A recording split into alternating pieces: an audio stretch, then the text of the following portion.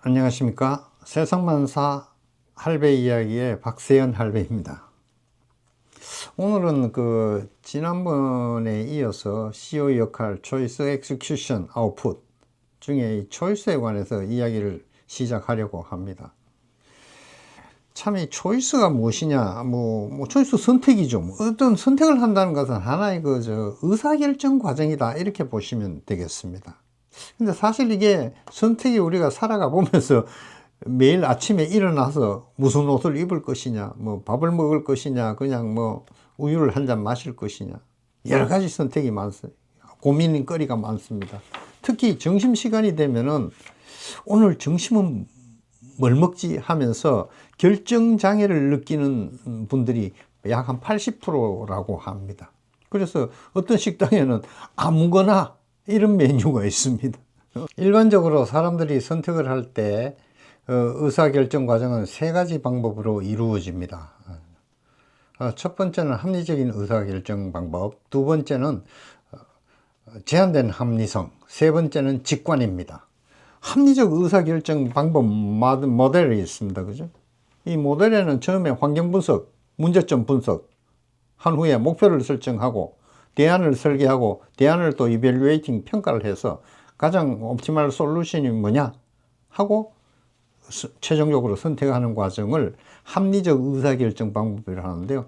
세상살이를 저희가 살아가거나 기업 경영을 하면서 이렇게 완벽한 합리적인 의사결정을 할 수가 없습니다. 왜? 저희가 이미 환경 분석을 할 때 모든 세계적으로 글로벌하게 움직이는 환경을 완벽하게 분석해서 적용한다는 것은 거의 불가능한 것이거든요. 누가 미국과 이란이 이렇게 지금 전쟁이 일어나서 기름값이 올라치고 호르무즈 해협이 차단을 당하고 이런 것을 한 달 전에 누가 예측을 했겠습니까? 그러니까 이러한 환경에 대해서 완벽한 분석이 있을 수 없기 때문에 합리적인 의사결정은 거의 어렵습니다. 그래서 우리가 하는 것이 제한된 합리성, 허버트 사이몬이 제시한 제한된 합리성에 따르면 일반적으로 사람들의 의사결정은 모든 부분을 빈틈없이 고려해서 이루어지는 것이 아니라 늘 해오던 익숙한 방법으로 한다고 합니다. 예를 들어서 저희가 집을 한 채 구한다 해도 전세든 월세든 하더라도 대한민국 전체에 있는 복덕방의 데이터를 다 검증하고 하는 건 아니지 않습니까? 자기의 출퇴근이나 교통 여건을 고려하거나 다른 집안의 가족 수를 고려해서 필요한 위치에 가서 한 서너 군데 부동산 소개서를 찾아가 정보를 입수하는 그 중에 최적이라고 생각하는 것을 하죠. 이런 것도 good enough, 이 정도면 충분하다 할 정도면은 결정을 한다는 것이죠. 이것이 이제 제한된 합리성입니다.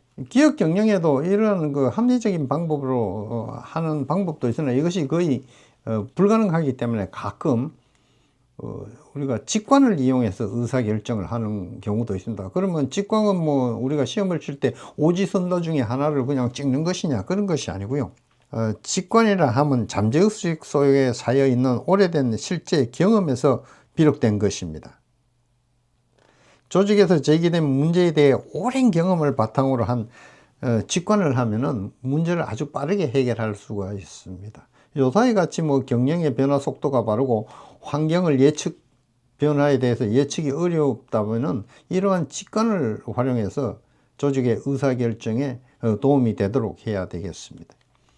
그런데 의사결정을 하는데 기준이 있어야 됩니다, 우리가. 그죠?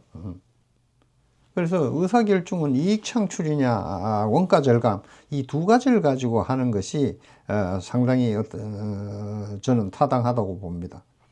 기업에 있어서 이익 창출은 상당히 중요합니다. 우리가 구매한 대금이라든지 자재를 구매하거나 원료비를 주거나 노무부 인건비를 주는 것은 이미 이익이 남기 전에 다 공제되는 비용입니다. 그죠? 그럼 최초적으로 주주가 투자한 것에 대해서 뭔가를 환원하기 위해서, 투자 지분에 대한 것을 환원하기 위해서는 이익이 창출되어야 됩니다. 제가 지난번에도 이야기했지만은 CEO나 각 조직의 리더가 하는 역할은 뭐죠?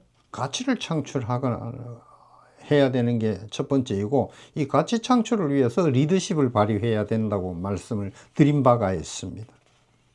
그래서 이익이 제로라면 가치 창출이, 투자자본에 대한 가치 창출이 하나도 나지 않았기 때문에 리더로서의 역할을 제대로 하지 못했다는 것입니다.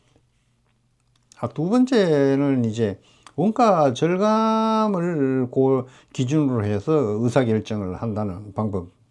그래서 마른 수건을 짜자 하는 어떤 과거의 그 관리 기법으로서의 원가 절감이 아니라, 여기서 말하는 것은 원가 경쟁력이 있어야 시장에서 자기의 제품이나 서비스가 경쟁력이 있다는 것입니다. 다른 우선적으로 무슨 상황이 발생하더라도 원가 경쟁력이 있다는 것은 그 일부가, 원가 변동 요소가 있다 하더라도 그 일부를 흡수할 수 있는 여력이 있기 때문에 기업이 불확실한 환경 속에서도 오랫동안 지속 가능할 수 있다는 것입니다. 그래서 그냥 그 마른 수건 짜기와 같은 원가 절감이 아니라, 제가 이야기하는 원가 절감은 회사 내부에서 발생하는 낭비 요소를 최소화해서 손실을 줄인다 하는 첫 번째의 목적이 있고, 원가 절감을 하는 두 번째의 목적은 실제로 조직 내에 잔존하는 비능률적인 요소들을 다 제거한다는 것이죠.